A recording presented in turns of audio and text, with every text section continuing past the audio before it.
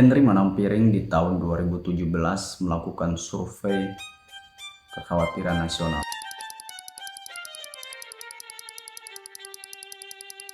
Lantaran ingin mengetahui seperti apa sih tingkat kekhawatiran seseorang dalam hidup ini. Jadi dia memanfaatkan akun media sosialnya yaitu Twitter atau yang sekarang lebih dikenal sebagai X untuk melakukan survei tersebut. Tapi dia mengakui bahwa hasil survei tersebut tidak bisa digunakan sebagai perwakilan daripada populasi secara keseluruhan. Pada intinya survei itu adalah untuk para pengguna Twitter, terutama pengikutnya dia. 63% dari responden merasa khawatir dalam hidupnya. Itu hasil dari survei yang Henry Manampiring lakukan di media sosial Twitternya.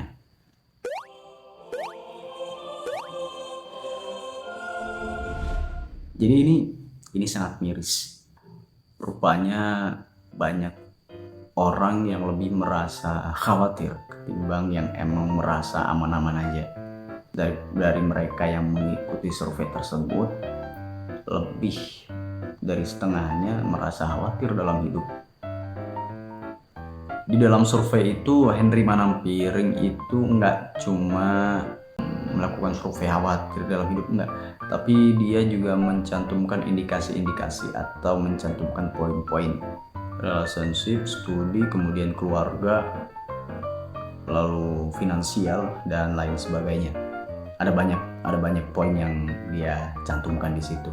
Namun secara keseluruhan 63% merasa khawatir dalam hidupnya. Padahal kalau misalnya khawatir, seseorang itu menghabiskan setidaknya ada tiga biaya yang mesti dihabiskan dalam hidupnya. Jadi khawatir itu ada biayanya sob. Yang pertama, khawatir itu bakal menghabiskan banyak energi dan pikiran. Ketika kita kerap berpikir, kita overthinking, itu tubuh bakalan banyak menyerap kalori, sehingga lama-kelamaan akan menghabiskan banyak energi. Maka itu kenapa Henry Manampiring mengatakan bahwa salah satu kos atau biaya yang mesti ditanggung dari seseorang yang merasa khawatir adalah menghabiskan energi pikiran. Kemudian yang kedua, menghabiskan waktu dan uang. Ketika kita mikir terus, kita overthinking terus, tanpa menemui solusi, tanpa memecahkan masalah, waktu yang semestinya kita gunakan untuk menghasilkan aktivitas produktif akhirnya terbuang sia-sia. Kemudian kenapa bisa dikatakan juga menghabiskan uang?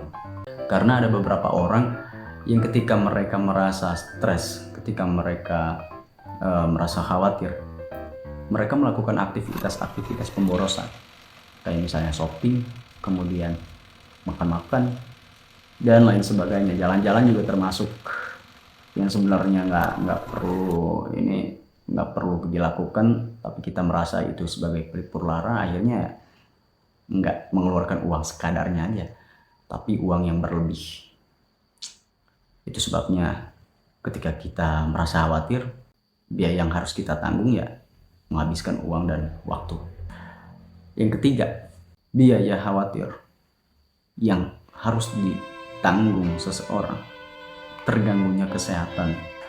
Dalam hal ini Henry Manampiring mewawancarai pakar kesehatan jiwa, ahli kesehatan jiwa, namanya Dr. Andri.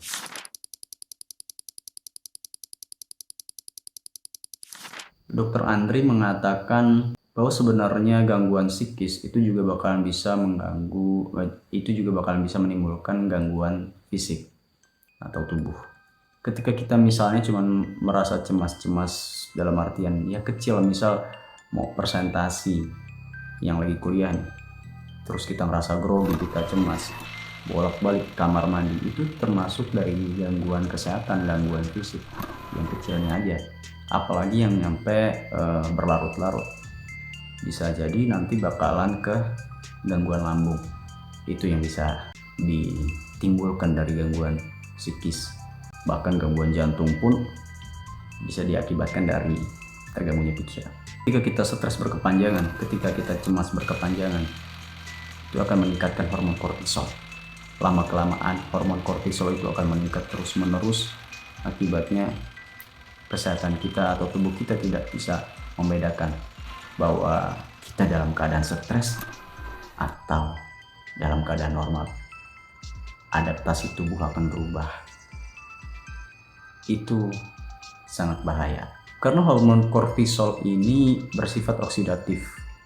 Oksidatif itu merusak segala apapun yang ada di tubuh kita. Itulah kenapa meningkatnya hormon kortisol terus-terusan bakal membahayakan tubuh kita, sob.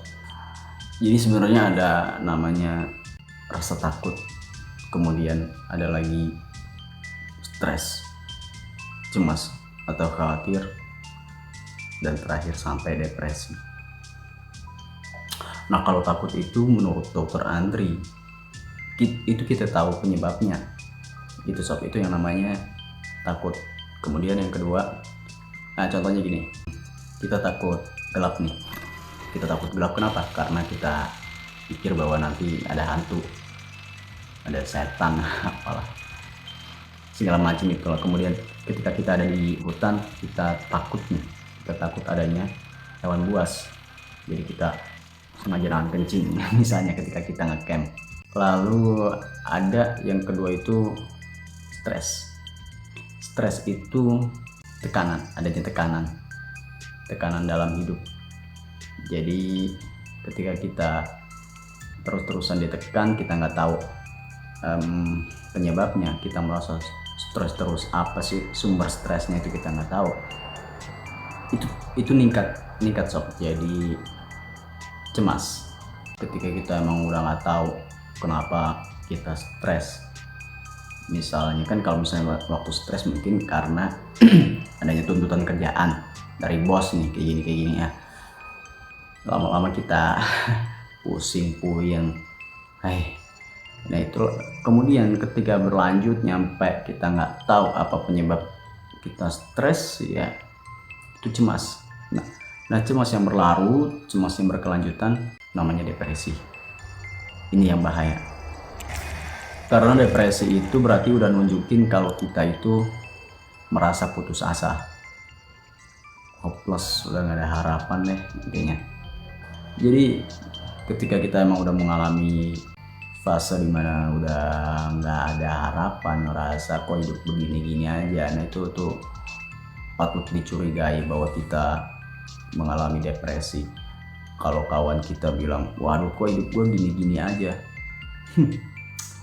itu bahaya. Jadi sebelum mengalami rasa putus asa, depresi itu ada gejala awalnya itu sedih terus, rasanya itu kayak hidup kok nggak pernah senang. Nah itu gejala-gejala awal dari depresi. Nah kenali itu penyebabnya dulu. Kalau udah kenali penyebabnya berarti kan kita gampang nantinya nyari solusinya gimana nih. Nah kita udah tahu nih kalau itu adalah gejala depresi gitu. Maka hal yang dilakukan ketika udah tahu kayak gitu, ya kita bisa datang ke psikiater. Kita bisa mencurahkan dengan berbicara lewat curhat ke kawan, ke pasangan, ke siapapun itu. Jadi pada intinya sebenarnya depresi itu bisa kita cegah ketika kita bisa memanajemen persepsi. Kita mencoba mengelola pikiran kita, mengelola persepsi kita. Misalnya kita terjebak di kemacetan terus ya emosi kita terbawa suasana, kita panas, akhirnya marah-marah, ngomel, ya kita ngomel bahwa wah kok gini, nggak nyampe macet kayak gini terus, waduh ini parkir nggak jelas, nggak karuan. Ketimbang kita melampiaskan kekesalan kita dengan ngomel-ngomel, melampiaskan kekecewaan kita akan keadaan dengan ngebacot, itu mending kita pakai dengan berbincang di talk di samping kita, mungkin sih pasangan kita, atau kita gunain waktu itu buat yang agama Islam ya, baca Quran. Mungkin dia ada targetan perharinya harus merampungkan sekian lembar, perharinya harus menyelesaikan 1 juz atau gimana. Itu kan bisa kita gunakan waktu luang tersebut. Atau kalau misalnya emang yang lebih gampangnya ya, kita bisa buka akun medsos lah, membuka konten-konten self improvement. Itu lebih bagus lagi. Baca buku, nah itu juga lebih bagus lagi. Jadi semua itu tergantung dari persepsi kita gitu sob. Tapi sebenarnya untuk media sosial ini kita emang harus benar-benar bijak ya dalam menggunakan media sosial, karena banjir informasi itu bakalan ngebunuh kita. Informasi yang terlalu banyak yang kita hampir nggak bisa nyari lagi. Begitu banyak hoax, begitu banyak berita yang salah, informasi keliru, akhirnya makin menambah kalutnya pikiran kita. Itu penyebab stres yang bisa menyebabkan lo terkena depresi juga. Makanya ketika kita menggunakan media sosial, coba kita batasi, mungkin dibatasi dengan akun yang kita ikuti, akun yang kita tonton, atau kita batasi dengan waktunya. Karena faktor terbesar penyebab stres saat ini adalah banjirnya arus informasi tersebut melalui media sosial yang sudah tidak bisa terfilter lagi dengan baik. Jadi catat segala hal yang emang bikin kita menyenangkan. Kemudian ketika kita sudah ketika stres mulai menyerang, kita bisa lakuin aktivitas itu lagi. Jadi itu solusi yang ditawarkan Dr. Andri sob.